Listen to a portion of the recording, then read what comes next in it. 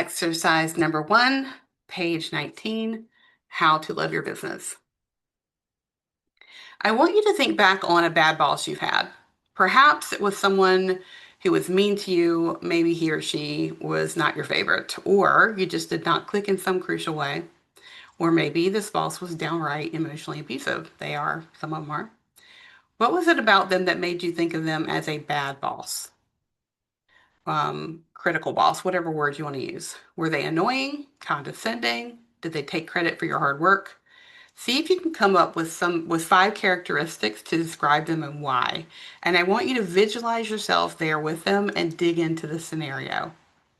If you want to take it even further, grab your pen and pencil and use this page to answer your questions. Feel free to write about what comes up for you. So, question A, how did you feel being around this boss? Question B, how did your boss communicate or not communicate with you?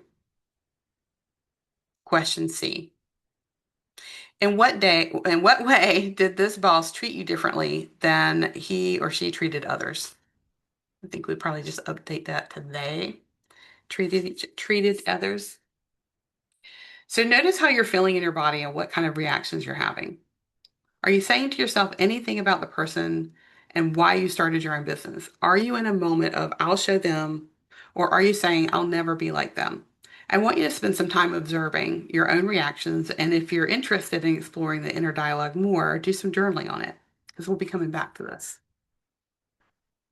Exercise 2. Now think back to a boss you had that you enjoyed working with. See if you can come up with a description of who they were and how you related to them. What was it about them that made you feel this way? Would you grab your pen and pencil again if you want to write down your answers, and feel free to write even more about what comes up for you. Question A.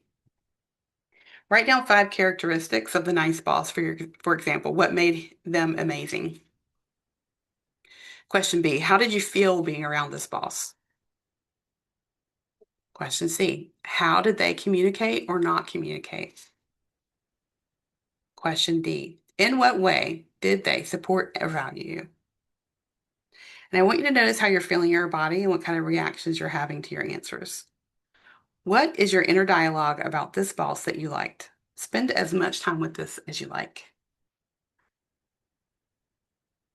Exercise 3. Now we're going to go further. Okay. Think about the characteristics of the mean boss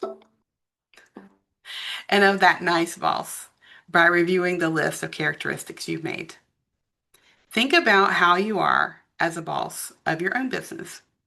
Answer the following questions with honesty and curiosity and without judgment. Question A. Which boss do you most identify with? How are you adopting the habits of a mean boss? Or how do you emulate a kind boss? Even if you do not have employees, you are the boss of you. Question B. How was answering part A of this exercise? What is coming up for you now?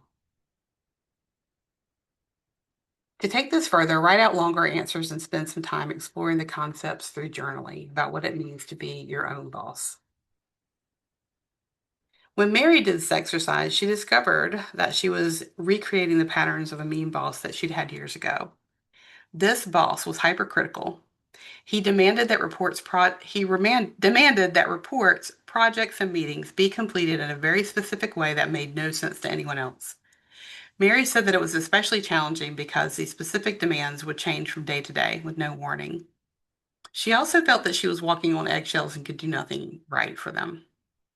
As we were talking, she recognized that she was mimicking some of the patterns in her own business. She saw the chaos that she had created for herself by making decisions about a project one day, sharing the task with her team, only to feel insecure about the project and changing the whole scope the next day. Needless to say, this confused her staff. Knowing what kind of boss you have become to yourself and to others is vital to understanding what kind of relationship you have with your business. Do you feel supported and loved by your business? Or does it feel demanding and demeaning? Are you a mean boss to yourself, or have you learned to be a loving and supportive boss? Does your business feel and look like you imagined it would? Or has it taken on a life of its own that you feel controlled by and out of touch with? In the next chapter, we're going to go even deeper to explore how this dynamic could be set up and what your business and who your business truly represents.